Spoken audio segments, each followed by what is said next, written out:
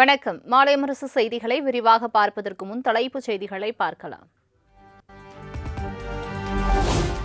Tata car உற்பத்தி ஆலையில் திறந்து வைத்த முதலமைச்சர் மு.க.ஸ்டாலின் ஆலையை திறந்து வைத்து பார்வையிட்டதுடன் பிராண்ட் நியூ ரேஞ்ச் ரோவர் காரை இயக்கி உற்சாகம். மாண்புமிகு தமிழ்நாடு முதலமைச்சர் அவர்கள் டாடா மோட்டார்ஸ் JLR பிளான்டில் முதல் கார் ரேஞ்ச் ரோவர் இவோக் இயக்கத்தை தொடங்கி வைத்து சிறப்பித்திருக்கிறார்கள். We now arrive at the proud and historic moment, the first car.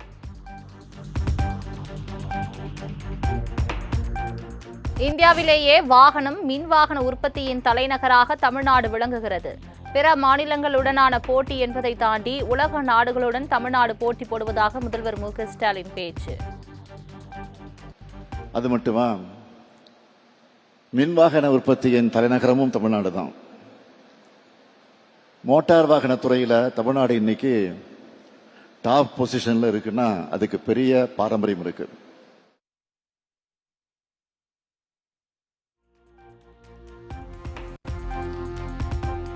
ஐந்தாயிரம் பேருக்கு வேலை வாய்ப்பு ஏற்படுத்தி தரும் விதமாக வாகன உற்பத்தி ஆலையை தமிழ்நாட்டில் ஏற்படுத்தியதற்காக டாடா நிறுவனத்திற்கு முதல்வர் மு.க.ஸ்டாலின் நன்றி. தமிழ்நாட்டுக்கும் டாடா நிறுவனத்திற்கும் இடையேயான உறவு ஆழமானது என பெருமிதம். 5000 பேருக்கு வேலை வாய்ப்புகளை வழங்கப் போகிற இப்படி ஒரு சிறப்பான திட்டத்தை ராணிப்பேட்டை மாவட்டத்தில் தொடங்கினதுக்காக தமிழ்நாட்டினுடைய முதலமைச்சராக என்னுடைய நன்றியை நான் முதலில் தெரிவித்துக் கொள்ள விரும்புகிறேன். டாடா குழுமம்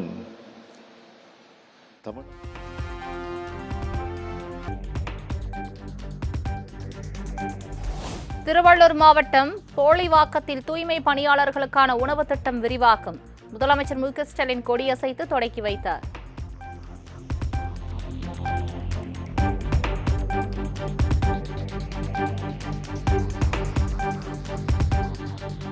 தமிழ்நாடு ஒத்துழைப்பு அளிக்காததுதான் புதிய ரயில்வே திட்டங்கள் தொடங்காததற்கு காரணம்.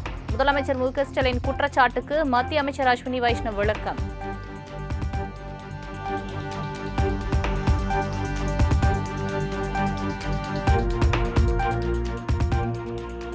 மதுரை தூத்துக்குடி வழித்தடத்திற்கு 91% நில எடுப்பு பணிகள் முடியவில்லை என மத்திய அமைச்சர் அஸ்வினி வைஷ்ணவ் குற்றச்சாட்டு.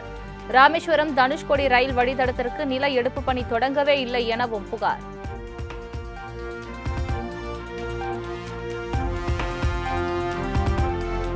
மக்களவை சபாநாயகர் ஓம் பிர்லாவுக்கு எதிராக நம்பிக்கையில்லா தீர்மானம் கொண்டு வருவதற்கு எதிர்க்கட்சிகள் முடிவு. ஒருதலைபட்சமாக நடந்து கொள்வதாக புகார்.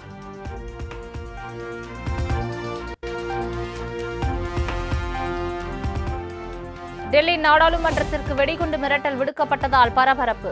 பிப்ரவரி 13ஆம் தேதி மதியம் 1:11 மணிக்கு குண்டு வெடிக்கும் என மர்ம நபரிடமிருந்து வந்த மின்னஞ்சல்.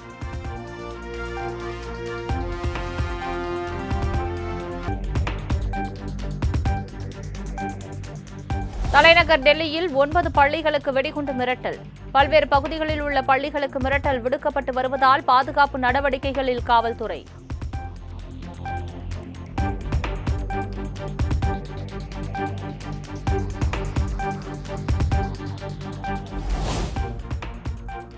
பரீட்சா பே சர்ச்சா நிகழ்ச்சியின் 2வது பாகம் வெளியீடு. பொதுத் தேர்வு எழுதும் மாணவர்களுடன் பிரதமர் மோடி கலந்துரையாடல்.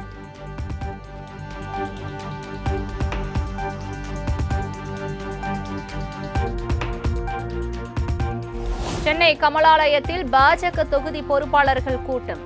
தேர்தல் பொறுப்பாளராக இருந்த அண்ணாமலை விலகிய நிலையில் பாஜக தேசிய அமைப்பு பொதுச் செயலாளர் PL சந்தோஷ் தலைமையில் முக்கிய ஆலோசனை.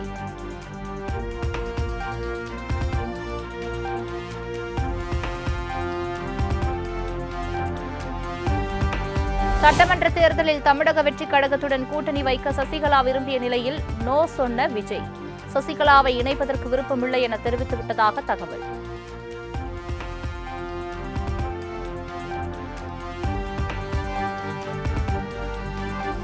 பாஜக ஆட்சி செய்யாத மாநிலங்களுக்கு ஓரவஞ்சனை காட்டி நிதியை ஒதுக்கி வருகிறது மத்திய அரசு. சென்னை விமான நிலையத்தில் விடுதலை சிறுத்தைகள் கட்சித் தலைவர் திருமாவளவன் குற்றச்சாட்டு. நமக்கு ஒதுக்கீடு செய்ய வேண்டிய நிதியையே இன்னும் அவர்கள் ஒதுக்கவில்லை. கல்வி உள்ளிட்ட பல துறைகளுக்கு ஏற்கனவே அந்த பாக்கி இருக்கிறது. மற்றபடி ஒவ்வொரு பட்ஜெட்டின் போதும் மாநில வாரியாக கணிசமான தொகையை ஒதுக்கீடு செய்கிற போது தமிழ்நாட்டுக்கு ஏன் இந்த ஓரவஞ்சனை என்கிற கேள்வியை நாங்கள் எழுப்போம்.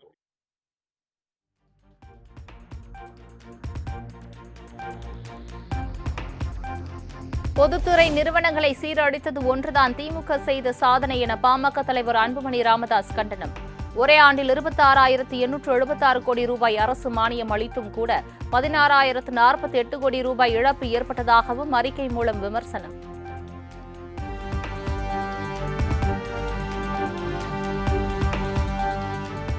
எடப்பாடி பழனிசாமி தற்போது பொய்ப்பாடியாகவே மாறிப்போனதாக அமைச்சர் ரகுபதி காட்டமான விமர்சனம். நாங்கள் யாரையும் அடிமைப்படுத்தவும் இல்லை, அடிமையாக இருப்பவர் பேசியதற்கு பதில் சொல்ல வேண்டிய அவசியமும் இல்லை என்று கருத்து.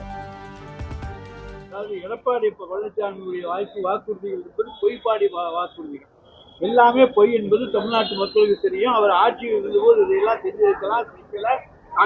நாங்க சொன்னதையும் செய்ய முடியாது என்று சொன்ன வாயிலால் எடப்பாடி பழனிசாமி அவரை மக்கள் நம்ப மாட்டார்கள். தமிழ்நாட்டை பொறுத்த வரைக்கும் எல்லாமே சட்டம் ஒழுங்கு இந்தியாவிலேயே தமிழ்நாட்டிலே தான் சிறப்பாக இருக்கிறது என்பது இன்றைக்கு அனைவரும் அறிந்த ஒன்று.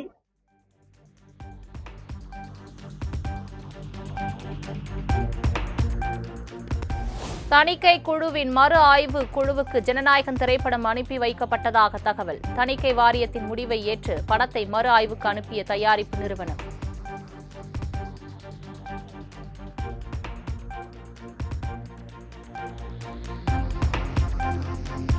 தமிழ்நாட்டில் ஒரு அடிமை போதாது என புது அடிமைகளுக்கு வலை வீசி வருகிறது பாஜக. வரும் சட்டமன்ற தேர்தலில் பாசிச பாஜகவையும் அடிமைகளையும் வீழ்த்துவோம் என சென்னையில் நடந்த கூட்டத்தில் துணை முதல்வர் உதயநிதி ஸ்டாலின் பேச்சு. பாசிச கூட்டத்திற்கு தமிழ்நாட்டில் இன்னைக்கு ஒரு அடிமை பத்தலன்னு புது அடிமைகளுக்கு வலைவிரிச்சு தேடிட்டு இருக்கிறாங்க. ஆகவே இப்படிப்பட்ட பாசிஸ்டுகளையும் அடிமைகளையும் வர்ற சட்டமன்ற தேர்தலில் நாம சேர்ந்து வீழ்த்தி ஆக வேண்டும்.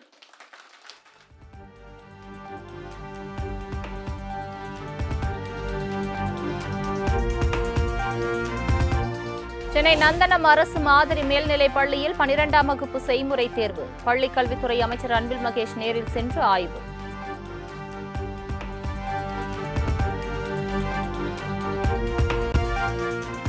இஸ்ரோவின் முன்னாள் விஞ்ஞானி நம்பி நாராயணனுடன் முதலமைச்சர் மு க ஸ்டாலின் சந்திப்பு. கலைஞர் கருணாநிதியின் பேச்சு திறன் தன்னை வெகுவாக கவர்ந்ததாக நம்பி நாராயணன் நெகிழ்ச்சி. எனக்கு அவருக்கு கனெக்ஷன் ஒன்னே ஒண்ணு, எனக்கு தமிழ் பிடிக்கும், அவருக்கு தமிழ் பிடிக்கும். மழை தண்ணி இது வரைக்கும் நிற்கும், அப்படியே நின்றுட்டு நாங்கள் பேச்சை கேட்கலாம். மிஸ்டர் அண்ணாதுரை ஒரு டேஸ் ஆர் நம்பருங்கிற போது but my steps R measured அப்படிம்பார்.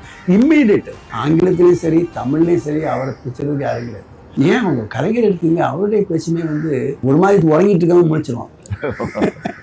ஸ்கூலில் படிக்கும்போது இளைஞர் திமுகன்னு ஒரு மன்றம் வச்சுருந்தேன். அப்போ அவருக்கு மணி விழா நடத்தணும்னு சொல்லி நான் பிளான் பண்ணுறேன். அப்போ வீட்டுக்கு போகிறேன், அவர் உடம்பு சரியில்லாம் பார்க்க முடியாது அப்படின்ட்டாங்க. இது எப்படி அண்ணாக்கு மெசேஜ் போய் எதுக்கு வந்தான் அரசல் அப்படின்ட்டாரு. அவருடைய காரையை அனுப்பிச்சு வைக்கிறாரு. எதுக்கு வந்தேன்னு கேட்டார். இந்த மாதிரி நாங்கள் ஒரு மன்றம் வச்சுருக்கோம், மணி விழா நடத்த போகிறோம், நீங்கள் வரணும் அவசியம். சரி அப்போ நான் சொல்கிறேன் அப்படின்னாரு. இல்லை நீங்கள் பேச சொல்லுங்க, என்ன உங்கள் அப்பா மாதிரி எப்படியாவது முடிக்கிறேன்.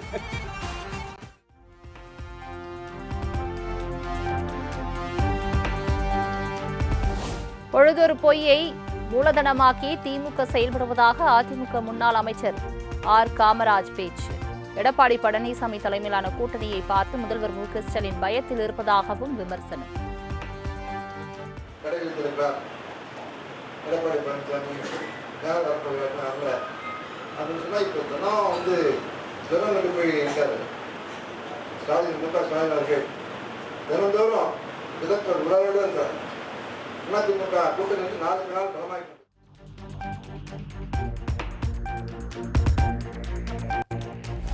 சென்னையில் ஆபரண தங்கத்தின் விலை சவரனுக்கு 1,840 ரூபாய் உயர்ந்து 1,17,200க்கு விற்பனை. 1 கிராம் தங்கம் 14,650க்கு விற்பனை.